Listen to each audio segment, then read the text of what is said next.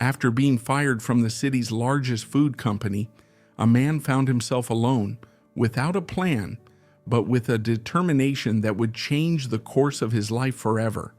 A man who never imagined that, starting from a humble food stall, his business would become one of the most powerful food companies in history, generating billions of dollars a year. But his journey had only just begun. This is the story of Lay's Chips. Herman Lay was born on September 6, 1909, in Charlotte, North Carolina, to a modest family. His father was an accountant and his mother was a homemaker. They never imagined that the boy running through the streets of the city would become a legend. Growing up, there seemed to be nothing that pointed Herman toward a great future. But there was one thing he was really good at: selling. As a young boy, he ran a soda stand, attracting customers with his energy and initiative. A small job that quickly highlighted his talent, so much so that he hired others to help him in no time. This move hinted at the relentless entrepreneurial career that would define his entire life. Yet, Lay wasn't satisfied. College wasn't his place. While other students spent their time with books, he was captivated by the world of business. He wanted more, something of his own. So he left college despite having a fully funded sports scholarship. For him, the call of business was too strong. He moved to Sunshine Biscuits, a food company that produced cookies, crackers, and cereals. It seemed like the right move, the first step toward building his empire. But in 1929, the Great Depression hit hard. In the blink of an eye, 24% of the workforce disappeared and earnings were halved. At just 20 years old, Lay found himself jobless and uncertain. It was at that moment he realized he needed to diversify his income. He had to create something that would give him freedom, something no company could offer him. His adventure led him to work at Bartlett Food Company, but it was during this time in Nashville, Tennessee, in the heart of the American South, that he discovered something that would forever change the American food market.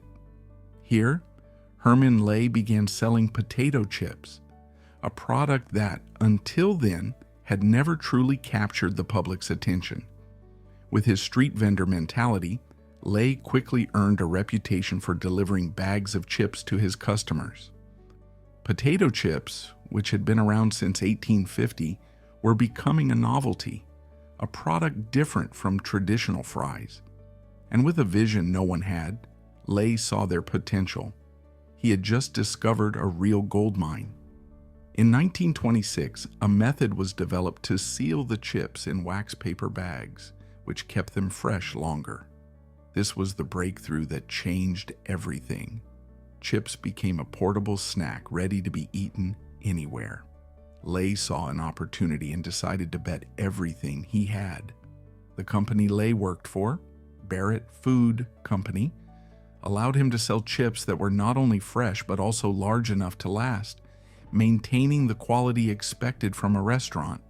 The success was immediate. Lay then decided to bet everything on himself. He took out a bank loan to buy a dealership from his former employer.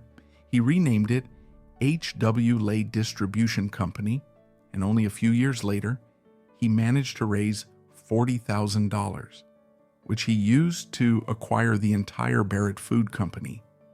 But not everyone was convinced.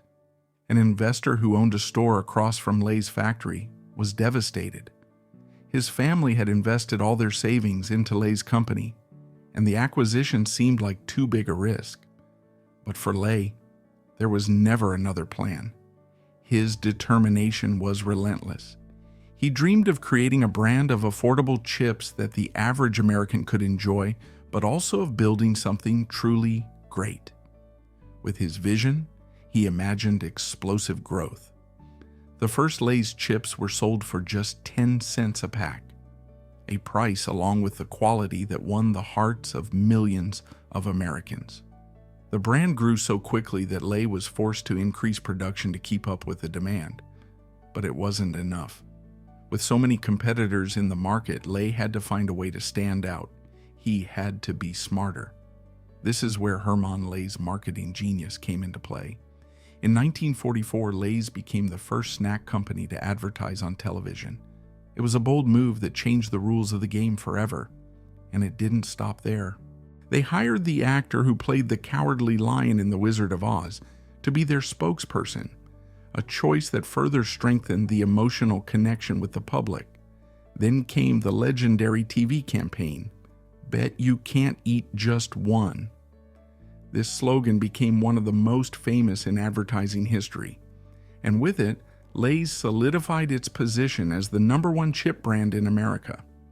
People loved the idea that they couldn't resist eating just one. But it wasn't just the marketing that made the difference. Lay realized that he had to keep innovating to stay on top. He was the first to introduce Ruffles, the ridged chips which were sturdier and less likely to break in the bag. A small detail, but one that made a huge difference to consumers. By 1950, Lay's dominated the chip market. But the following year, Hermann Lay made a decision that would change the company's future. A bold move that would protect it from competitors and turn out to be the most genius marketing move of all. Lay, with his sharp instincts, was secretly negotiating to acquire the rights to a patented cooking method by Joe Spud Murphy, the owner of an Irish chip producer. Murphy had discovered a method of adding seasonings during the cooking process, an innovation that would allow Lay's to maintain a perfect, consistent flavor on a large scale without compromising quality. The first two flavors launched were cheese and onion and salt and vinegar, flavors that would become iconic and the most popular Lay's flavors. With the introduction of flavored chips, Lay's was now on another level compared to its competitors. No one could keep up with their innovation. The once small company became a giant in the food industry, while its competitors lagged behind. But there was still one obstacle. In the early 1960s, Hermann Lay was still leading H.W. Lay & Company, which generated $45 million in annual sales. Today, in 2023, that would be equivalent to $500 million in sales. But not everything was under control.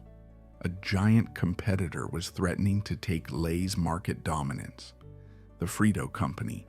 The Frito Company, a corn chip company, was surpassing Lay's by a 30% margin. Frito had a similar story to Lay's. The founder, Charles Elmer Doolin, had bought the corn chip recipe from a small cafe in San Antonio and made the chips in his mother's kitchen. Just like Lay, Doolin didn't have a store and was forced to sell his chips from his Ford. Fortunately, the chips quickly became popular, helping Frito grow into a regional empire. Now, two empires were about to collide. The two entrepreneurs, Hermann Lay and Charles Elmer Doolin, operated 900 miles apart, but their destinies were about to intertwine in a way that no one could have predicted. The potato chip industry was on the brink of a collision. Both had built empires in their respective corners of the country, but now their interests were about to converge. Instead of starting a war, Lay decided to do something no one would expect. He didn't make a hostile move, but orchestrated a deal that united the two companies, creating Frito-Lay, the first national American brand. In an act of incredible entrepreneurial genius, he not only avoided conflict, but also managed to retain control as CEO of the new company after the merger in 1961. From that moment on, Frito-Lay was no longer just a giant in the chip market. It quickly launched a series of new snacks, including iconic brands like Doritos and Pringles, marking the beginning of a new chapter in food history. And so, Lay laid the groundwork for a second business move that would create one of the largest food companies of all time.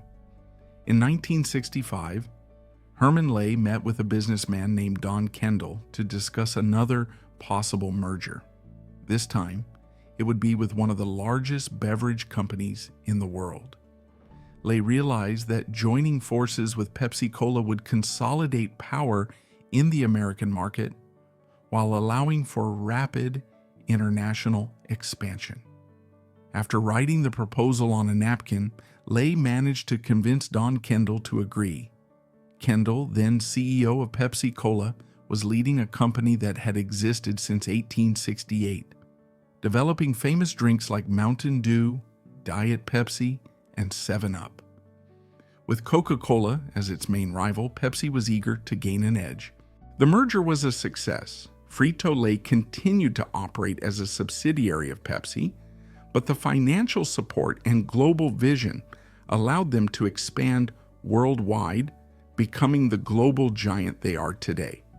Frito-Lay now employs 55,000 people and produces enough potatoes to reach the moon and back. In 2021, PepsiCo's annual revenue had reached $85.5 billion, with Lay's chips accounting for an incredible 41% of the potato chip market. Behind them are brands like Ruffles and Pringles, also owned by Frito-Lay.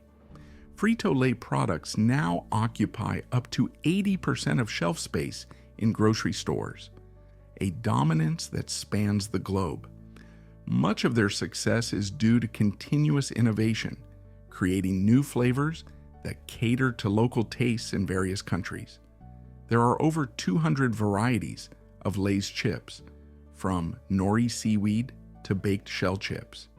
The company even launched a program offering up to $1 million for new innovative ideas, with a Michelin-starred chef as the main flavor researcher.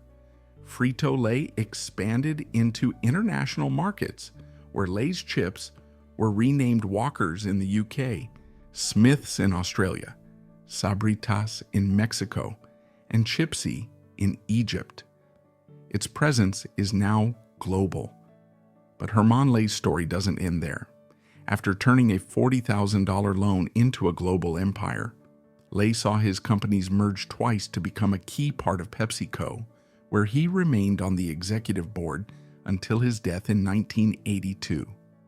Later in life, he dedicated himself to philanthropy, establishing the Lay Scholarship, hoping to help another young entrepreneurial mind create the next big sensation. His legacy, once rejected and criticized, now lives in almost every supermarket and grocery store in the world. Herman Lay was described as a brilliant mind in the book The Food That Built America. And today, thanks to his vision and determination, Lay's chips have become a symbol of success, innovation, and perseverance. This is the story of the rise of Lay's chips. I hope you've learned something new and valuable. If so, don't forget to like, and we'll see you in the next video.